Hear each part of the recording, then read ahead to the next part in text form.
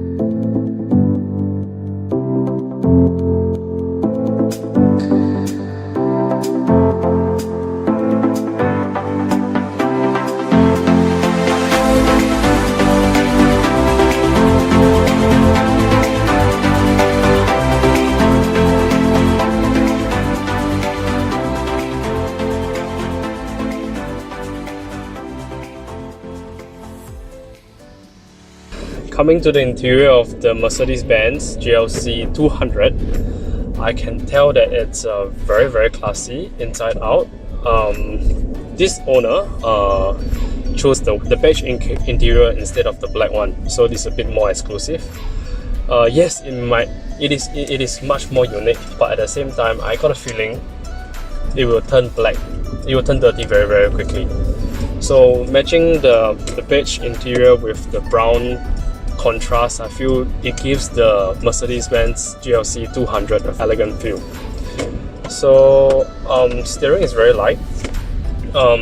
Unfortunately, today is a rainy weather.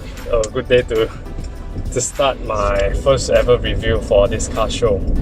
But nonetheless, it's a turbo car 2.0. So as you can see from the specs that I've mentioned earlier, I wouldn't say it's powerful, but it's sufficient.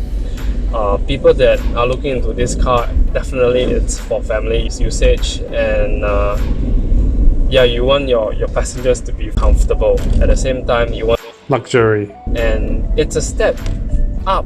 I wouldn't say from the E-Class, because this is a GLC, not GLE.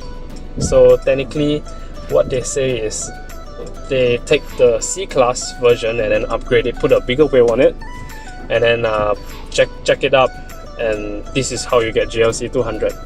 So this car is a rear-wheel drive, not all-wheel drive, unlike the GLC 250.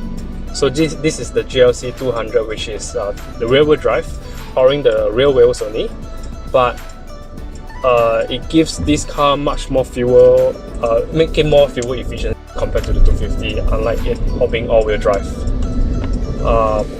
It is very stable. It is very quiet. Sound insulation is very good. You cannot really hear the wind noise from the outside. Audio is good. I will do a very quick review about the infotainment system later. Yeah, and then this is not exactly piano black, but this is I think it's wood, gloss wood material, but it will leave your fingerprint everywhere when you touch it. But it gives a nice finishing. So going over bumps and stuff, it handles the bumps very well. You don't get the very rough feeling. It's still a Mercedes-Benz after all. So the ride is very good. It's very comfortable. So there are a few modes that you can choose from. Currently I'm in the individual mode whereby you can adjust the different settings, the economy, fuel efficiency, power steering, the auto start stop. So in this function under individual, there's a few options to it that you can customize. So one of the I want to say very important, but one of the more important features is the auto start stop engine. So whenever we encounter a red traffic light, the engine will temporarily cut off to save even more fuel efficient, to make it even more fuel efficient.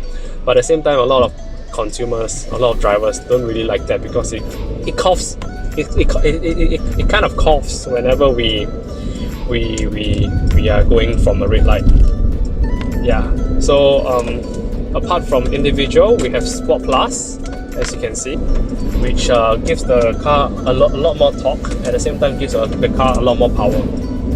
But I don't think that is one of the more concerns unless you're going to Malaysia for long road trips at the North-South Highway. But in Singapore city driving, I reckon that individual is good enough, or if you really want it, you can switch it to comfort or even eco mode. You sit very high up, unlike other cars, so this is, I feel, is a proper SUV, unlike the little brother GLA, whereby it really feels that it's an A-class being jacked up by 4 bigger wheels. Because I've driven that before. Driving this GLC feels a lot more prestigious, a lot more class, a lot more comfort. In the GLA, there's a lot of wind noise and road noise coming from the outside. But for this GLC 200, you can really your passengers will be very happy. So another thing to note about is the signals feel very solid. So it has a very solid click to it whenever you want to indicate your signal. At the same time, the shifters are very good as well. I've drove this car once or twice up Genting, so I had a little bit of fun going up the winding roads, and I played a little bit of with the manual shifters. It reacts very quickly and is very responsive. So yeah, you can now see right now I'm in manual. I'm in first gear, and I click second gear, and I click third gear. So in order to switch it back, just have to press the gear selection back to D, which is on the right side, and then you'll put you back to automatic, which you don't have to hold on to the manual shifters. But apart from that, this car is very easy to drive. You get a very good view of everything that's happening around you. Visibility is very good, like I mentioned. So I just want to try the active auto parking for you to have a feel. Let me just find a parking lot, find somewhere a bit more quiet so that there are lesser cars and I won't be so stressed out, because sometimes it works, sometimes it doesn't, so it's not working all the time. And then when it gets really busy, you just want to park it manually, because with all the pressure all the cars that are looking at you. Here I am again, trying to give this Mercedes his redemption. And yeah, so it should work right now.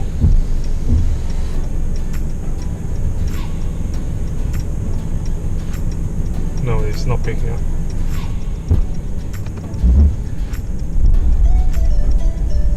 Right there. Okay, so it says start parking pilot, so yes. So it's gonna park to my left. So all I just need to do is to release my foot, which is on the brake. And yeah, it's turning by itself. And yes, I'm gonna park in between the Subaru, BRZ and Honda Stream. So a bit more cautious. Yep, and then it says to parking pilot active select B. So he asked me to go to the front a little bit more. And yeah, it did it by itself. And asked me to engage the reverse parking. And yes, I'm very close to the left, which I'm a little bit worried. And yeah, it's parking to the right. Yep, and it says to engage forward again, which I'm doing. And parking pilot active, accelerate and brake, observe surrounding. Yep. So say no hands on the wheel and asked me to reverse. So yes, it does the job pretty well, to be honest. It does the job pretty well. It's very straight. I'm actually in the lot right now, but it took a while to engage everything, and I'm the one controlling the brake. And yeah, it says parking assist ended. Yay! Good job Mercedes. But it took a while. Okay, so it's a rainy day, but nonetheless I feel like trying a little bit of the acceleration. So let me give it a try. Of course, it's not a what do you call it, a drag race. Let me put it in Smart Plus. Now I'm rolling at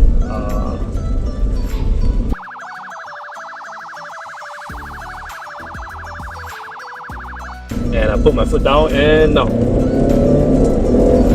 yeah, it is powerful.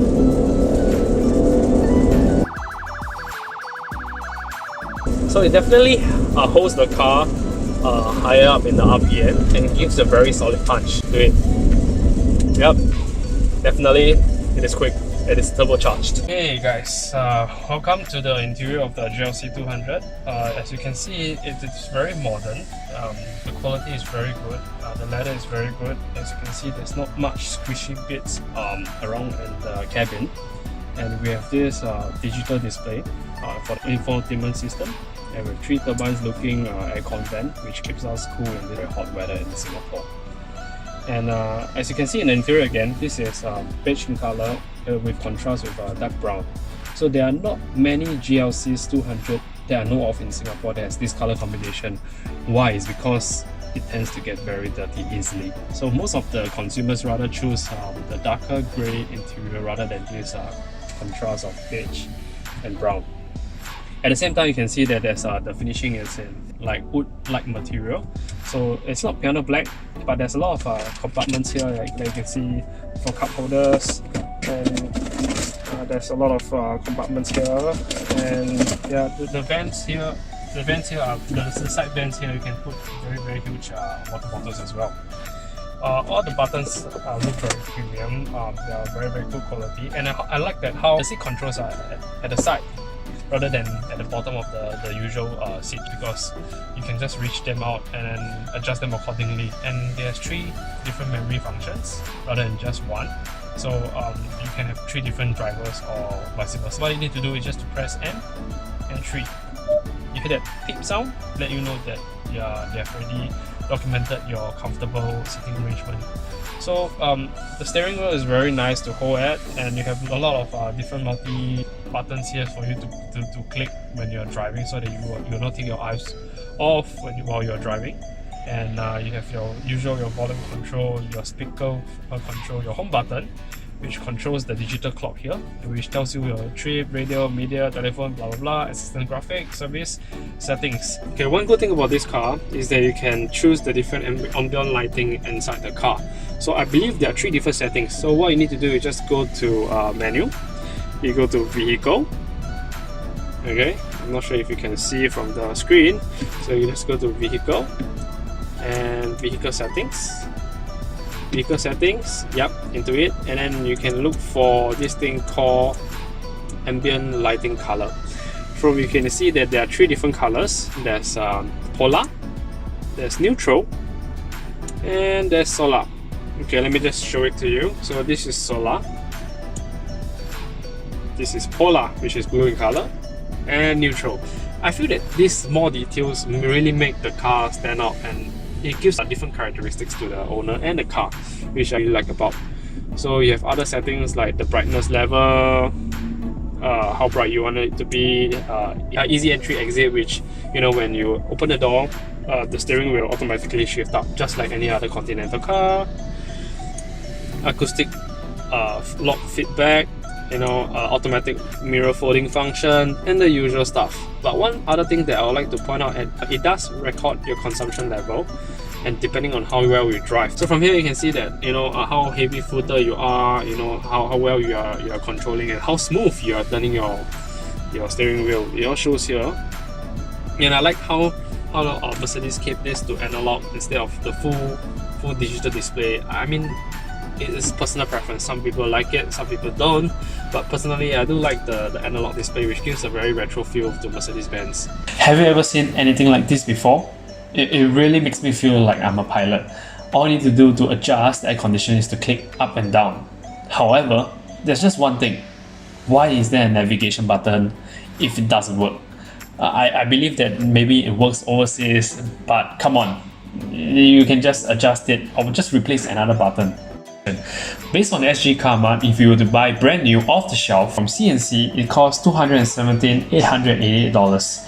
On the other hand, if you were to buy from PI, they have an average amount here which states that it costs $189,000. If I'm not wrong, both specs are exactly the same. Correct me if I'm wrong, let me know in the comments at the bottom, because from my experience, the PI and the CNCs are pretty much the same, just that what's the difference is the warranty given by CNC and the parts that is more readily available. So from here you can see that the brand new depreciation per year is around 18 to 19k dollars a year. The ARF is on average around $51,000. So if let's say you were to drive this car for 10 years, you divide the ARF by 2, which is around $26,000. That is how you calculate your depreciation. 2.0 liters car, so the road tax every year is 1,202. So right now, if you were to look at the used car market, the depreciation has dropped tremendously. As of June, you can get a used GLC 200 for around $16,000 a year. So it always boils down to this question: should you avoid this car? Should you consider this car? Or should you just straight away go buy it?